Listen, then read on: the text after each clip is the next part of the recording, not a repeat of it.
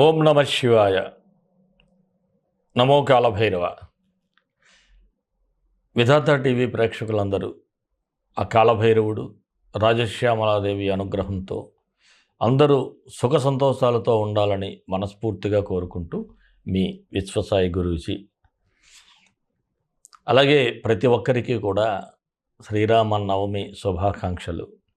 ఆ శ్రీరాముని శుభాశీస్సులు అందరిపై ఉండాలి, అందరి జీవితాలు కలకలలాడాలని మనస్ఫూర్తిగా ప్రార్థిస్తున్నాను.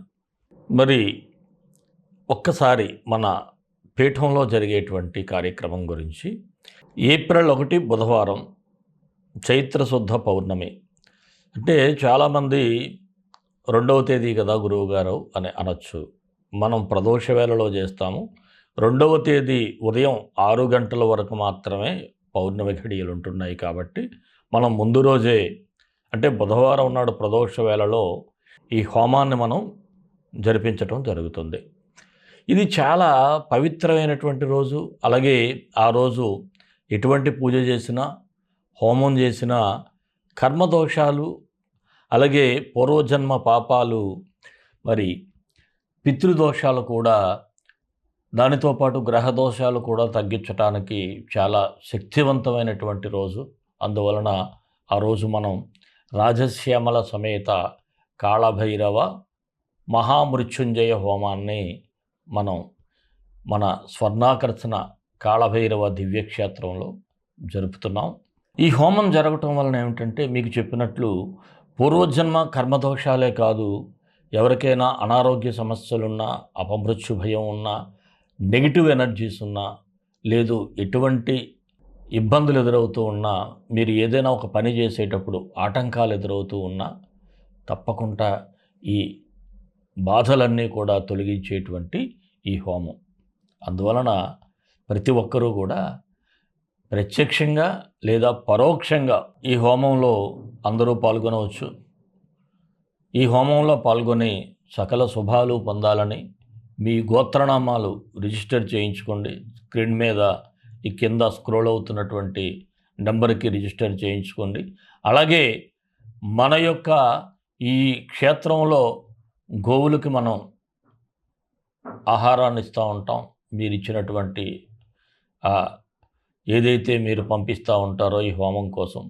అలాగే ఇక్కడ అనాథాశ్రమంలో బిడ్డలకు కూడా అన్నప్రసాద సేవా కార్యక్రమం కూడా ఉంటుంది.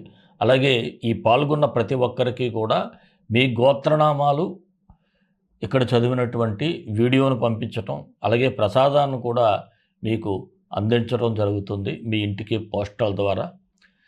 తప్పకుండా ఎంతోమంది ప్రతి నెల ఇక్కడ జరిగే అమావాస్య పౌర్ణమి హోమాల్లో పాల్గొంటున్నారు.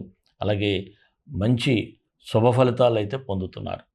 మరి ఈ రాశి ఫలాల్లోకి వెళ్ళే ముందు మరొక మాట ఏమిటంటే, ఈ వీడియోలన్నీ చివరి వరకు చూసినట్లయితే ఈ పక్షం రోజులు మీకు ఏదైనా ఇబ్బంది ఉంటే దానికి సంబంధించినటువంటి మంత్రాన్ని కూడా మీకు ఇస్తున్నాను. ఆ మంత్రం కూడా మీకు చదువుకున్నట్లయితే ప్రతిరోజు కూడా అద్భుతమైనటువంటి రిజల్ట్స్ అయితే ఉంటాయి. చాలామంది అడుగుతూ ఉంటారు, గురువుగారు మరి మాకు ఇబ్బంది ఉంది కదా, ఏదైనా పరిహారం చెప్పండి అని.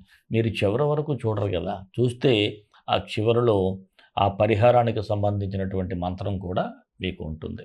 మరి ఆలస్యం చేయకుండా రాశిఫలాల్లోకి వెళ్ళిపోయే ముందు మరొక్క మాట, మన వీడియోలన్నీ మీకు నచ్చుతాయనే భావిస్తాను. మీరు ఒక చిన్న ఎంకరేజ్మెంట్గా ఒక లైక్ చేయండి. ఎవరైనా సబ్స్క్రైబ్ చేసుకోకపోతే మన ఛానల్ సబ్స్క్రైబ్ చేసుకోండి. మీరు అందరికీ షేర్ చేయండి. అందరికీ కూడా ఆ కాళభైరవుని శుభాశీస్సులు ఉండాలని మరొక్కసారి ప్రార్థిస్తూ మరి రాశిఫలాల్లోకి వెళ్ళిపోదాం. మేషరాశి ఏప్రిల్ 1 నుంచి 15 వరకు ఎలా ఉండబోతుందో ఒకసారి పరిశీలన చేద్దాము. ముఖ్యంగా ఈ మేషరాశి వారికి ఏమిటంటే, రాశ్యాధిపతి అయినటువంటి కుజుడు ఏ స్థానంలో ఉంటున్నాడు అంటే మీనరాశిలో ఉండి శని రవితో కలిసి సంచరిస్తూ ఉంటాడు. దీనివలన కాస్త మిశ్రమ ఫలితాలు అయితే మీకు గోచరిస్తూ ఉంటాయి.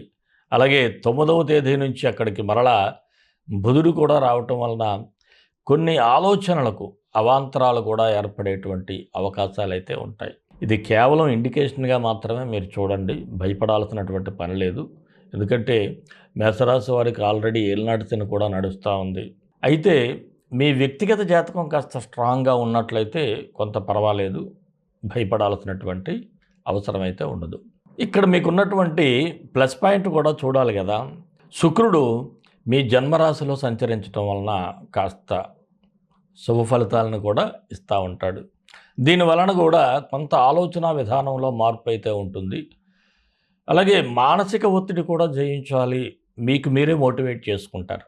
ఎలా అంటే మీకు అర్థమైపోతూ ఉంటుంది, నేను ఎక్కడో డిప్రెస్ అవుతున్నాను, లేదు నేను ఎక్కడో గాడి తప్పుతున్నాను అనేటువంటి ఆలోచన మీకు రావటం వలన మిమ్మల్ని మీరే మోటివేట్ చేసుకొని ముందుకు వెళ్ళటానికి ప్రయత్నాలు చేస్తూ ఉంటారు. అలాగే ఏదైనా ఒక పని చేసేటప్పుడు మాత్రం సొంత నిర్ణయాలు తీసుకోవడం అవసరమే, కాదనటం లేదు. ఎందుకంటే మీ శక్తి సామర్థ్యాలను కూడా అంచనా వేసుకోవాలి.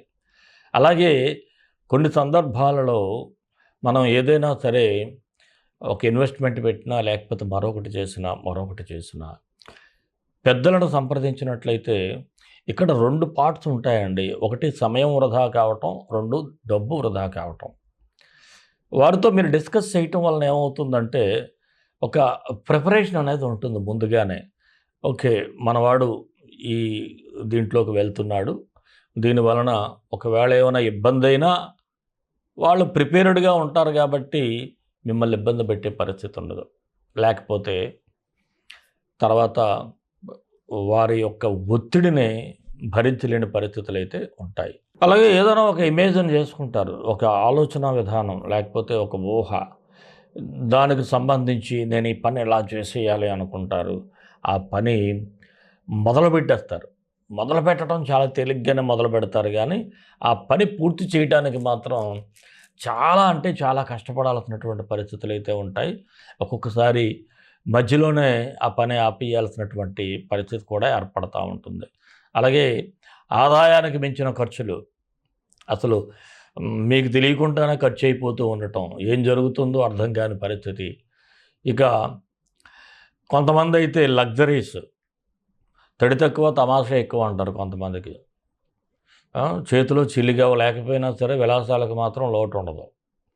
అలాంటి పరిస్థితి అయితే ఉంటాయి. ఇలాంటి వారు మాత్రం కొద్దిగా జాగ్రత్తగా ఉండండి, ఖర్చులు తగ్గించండి. అలాగే ఈ 9వ తేదీ తర్వాత ఏదైనా ప్రయాణాలు ఉన్నట్లయితే కాస్త జాగ్రత్తగా ఉండటం మంచిది.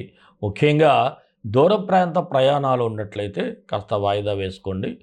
అలాగే మరొక విషయం ఏమిటి అంటే, తొందరపడి ఎవరినైనా ఒక మాట అనటం వలన అంటే ఎమోషన్ని మీరు బ్యాలెన్స్ చేసుకోలేరు. ఎవరైనా ఏదైనా అన్నారనుకోండి, ఇమ్మీడియట్గా రియాక్ట్ అయిపోవాలి. వారికి టిట్ ఫర్ టాట్, వెంటనే సమాధానం చెప్పేయాలనేటువంటి ఎమోషన్ అయిపోతారు. దీనివలన మీరెవరైతే మీకు ఆత్మీయులు అనుకుంటారో వారు కూడా మీకు దూరం అయిపోయేటువంటి పరిస్థితి ఉంటుంది. ఎందుకంటే ఒక్కొక్కసారి మాట మనసును గాయపరిచిందనుకోండి, ఆ గాయాన్ని మాన్పటం చాలా కష్టం. ఎందుకంటే మీరు అనుకుంటారు, నేను పొరపాటున అనేసానని చెప్పేసి మీకు మీరే ఎన్నిసార్లు పశ్చాత్తాపడినా తర్వాత అవతల వారు కన్విన్స్ కాకపోవచ్చు, చూసుకోండి. అలాగే ఏదైనా ఒక ఇంపార్టెంట్ మ్యాటర్స్ ఏమైనా ఉన్నట్లయితే మీ వైఫ్ కానీ లేదంటే మీ హస్బెండ్, ఈ మేషరాశి వారి యొక్క ఆలోచనను కానీ వారి యొక్క అభిప్రాయాన్ని కానీ మీరు తీసుకోవటం చాలా అవసరం. అలాగే గతంలో ఎవరికైనా ఏదైనా చేస్తానన్న మాట ఇచ్చేస్తూ ఉంటారు, బట్ అయితే నిజంగా చేయాలనేటువంటి సంకల్పం అనేది, అంతేగాని ఎవరిని మోసం చేయాలనేటువంటి ఆలోచన అయితే కాదు. కాకపోతే కాలం కలిసి రాకపోవటం వలన ఆ మాటను వెనక్కి తీసుకోవాల్సి వస్తుంది. ఆ మాట నిలుపుకోలేని పరిస్థితులు కూడా ఎదురవుతూ ఉంటాయి. అలాగే రుణాలు కూడా చేయాల్సిన పరిస్థితులు వస్తాయి. కాకపోతే రుణాలు చేయటం తేలికే, తీర్చటం చాలా భారంగా ఉంటుంది. ఇక్కడ మాత్రం సాధ్యమైనంత వరకు ఉన్నదాంతో అడ్జస్ట్ కావటానికే ప్రయత్నం చేయండి. నిరుద్యోగులైతే ఉద్యోగ ప్రయత్నాలు మాత్రం కాస్త అంత సానుకూలంగా అయితే కనపడట్లేదు, గట్టిగా ప్రయత్నం చేయండి. రాజకీయ నేతలు కూడా కాస్త మాట్లాడేటప్పుడు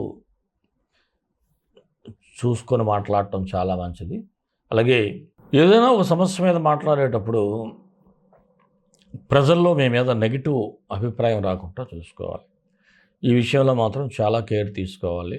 ఎందుకంటే ఇప్పుడు పార్టీ ఫండ్స్ కూడా ఒక్కొక్కసారి ఎవరైనా ఇచ్చినా సరే అది మీ వరకు చేరకపోవటమో, లేకపోతే అంటే ఇలాంటివి కొన్ని కొన్ని ఇష్యూస్ అయితే ఉంటాయి.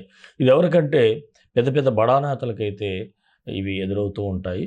జాగ్రత్తగా ఉండాలి. పార్టీకి ఎవరైనా ఫండింగ్ ఇచ్చినా అది మీకు నేరుగా ఇచ్చేటట్టుగానే చూసుకోండి.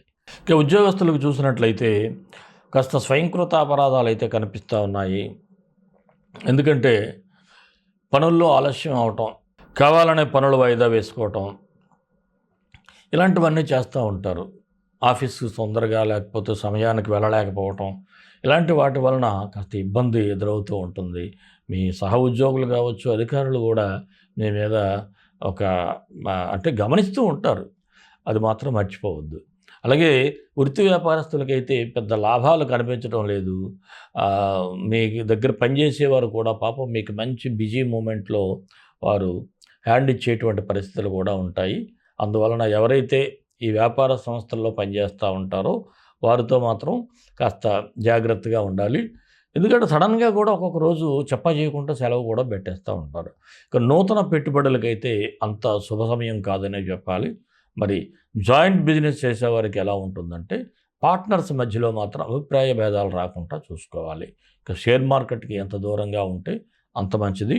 చిరు వ్యాపారస్తులకు అంతా సాధారణంగానే ఉంది. కళాకారులు, టీవీ, సినీ, ఇతర స్టేజ్ ఆర్టిస్టులకు కూడా కొద్దిగా అవకాశాల కోసం ఎదురు చూడాల్సినటువంటి పరిస్థితులు, లేదంటే అవకాశాల కోసం మీరే వెళ్ళాల్సి వస్తుంది. విద్యార్థులైతే చాలా జాగ్రత్తగా ఉండాలి. అధిక ఒత్తిడికి అయితే గురయ్యేటువంటి పరిస్థితి ఉంది. ఎక్కువగా టెన్షన్ పడిపోతూ ఉంటారు. ఏదో జరిగిపోతుందేమో ఎగ్జామినేషన్లో అనేటువంటి ఆలోచనలు అయితే ఉంటాయి. ఇలా టెన్షన్ పడకుండా ఇక్కడ ఒక విషయం గమనించాలి విద్యార్థులు. మీరు ఎగ్జామ్ దగ్గరికి వచ్చిన తర్వాత అన్నీ చదివేద్దాం అనుకుంటే, ఎగ్జామ్ దగ్గరికి వచ్చిన తర్వాత అన్నీ చదివేద్దాం అనుకుంటే అవ్వదు. మీరు మొదటి నుంచి ఒక్కొక్కటి కూడా జాగ్రత్తగా ఫాలోఅప్ చేసుకుంటూ వెళ్తే, చదువుకుంటూ వెళ్తే చివరిలో ఒక్కసారి రివిజన్ చేసుకుంటే మీ మెమరీలో స్టోర్ అయిపోతూ ఉంటుంది. అంతే తప్ప చాలామంది విద్యార్థులు ఏంటంటే అంతవరకు అలాగా డ్రాగ్ చేసుకుంటూ రావటం, పరీక్షల ముందు పుస్తకాలు తీయటం. దీనివలన ఏమైపోతుందని టెన్షన్ పడటం, ఇంపార్టెంట్ క్వశ్చన్లు చదువుకొని వెళ్ళటం, ఆ క్వశ్చన్స్ పడకపోతే వెర్రిమొహం వేసుకొని కూర్చోవటం, ఇలా జరుగుతూ ఉంటుంది. దీన్ని మీరు కాస్త కట్ చేస్తే బాగుంటుంది. ఇక ఆరోగ్యపరంగా అయితే జాగ్రత్తగా ఉండాలి. హెడేక్ ఉంటుంది, జీర్ణ సంబంధిత సమస్యలు, గ్యాస్ట్రైటిస్ ఇలాంటివన్నీ కూడా వచ్చేటువంటి పరిస్థితులు ఉన్నాయి. అలాగే ఇక ప్రేమికులకైతే సాధారణంగానే ఉంది, పర్వాలేదు. మరి ఈ రాశి వారికి ఏ ఏ తేదీలు అనుకూలంగా ఉన్నాయంటే 3, 11, 13. అలాగే కాస్త జాగ్రత్తగా ఉండాల్సిన తేదీలు ఏమిటి అంటే 6, 8, 9. మరి మేషరాశి వారికి మరిన్ని మంచి ఫలితాల కోసం విశ్వగురు సక్సెస్ మంత్రాలు పఠించండి, విజయాలు సాధించండి. ఈ రాశివారు ముఖ్యంగా నవగ్రహ స్తోత్రాన్ని చదివితే బాగుంటుంది. ఆదిత్యాయ చ సోమాయ మంగళాయ బుధాయ చ గురు శుక్ర శనిభ్యచ్చ రాహవే కేతవే నమః. ఈ మంత్రాన్ని డిస్క్రిప్షన్లో ఇస్తాను. ప్రతినిత్యం కూడా ఉదయం 21 టైమ్స్, అలాగే సాయంత్రం 21 సార్లు మీరు ఉదయం సాయంత్రం కూడా పఠించండి. మంచిగా ఉంటుంది ఈ పక్షం రోజులు కూడా. అలాగే మీరు ఒక నల్లని కుక్కకి రొట్టెలు, తీపి రొట్టెలు తినిపించే ప్రయత్నం చేయండి. అవకాశం ఉంటే గోవులకి అంటే నాటు గోవుకి మాత్రం తోటకూర బెల్లం పెట్టండి. మరి ముఖ్యంగా ఈ మేషరాశి వారు మాత్రం ఈ పౌర్ణమి ఛాన్స్ని మాత్రం మిస్ అవ్వద్దు. పౌర్ణమి ఛాన్సు చాలా అద్భుతమైనటువంటి మనం ఈ హోమ కార్యక్రమంలో మీరు తప్పకుండా పరోక్షంగానైనా పాల్గొనే ప్రయత్నం చేయండి. మన ఇష్టదైవం కాలభైరవుడు, కాలభైరవ గాయత్రి. కాళకాళాయ విద్మహే కాళాతీతాయ ధీమహి తన్నో కాలభైరవ ప్రచోదయాత్. సర్వే జనా సుఖినో భవంతు, లోకా సమస్తా సుఖినో భవంతు. దేశం కోసం, ధర్మం కోసం, భారతీయ సంస్కృతి విలువల కోసం పాటుపడదాం. స్వస్తి.